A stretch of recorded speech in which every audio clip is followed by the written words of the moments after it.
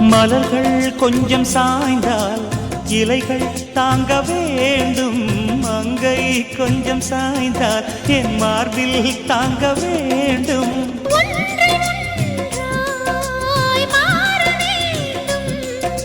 உன்னில் என்னை தேட வேண்டும்.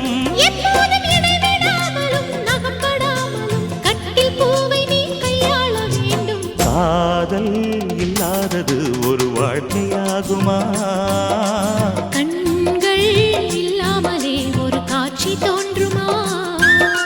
காதல் இல்லாதது ஒரு வாழ்க்கையாகுமா? கண்கள் இல்லாமலே ஒரு காட்சி தோன்றுமா?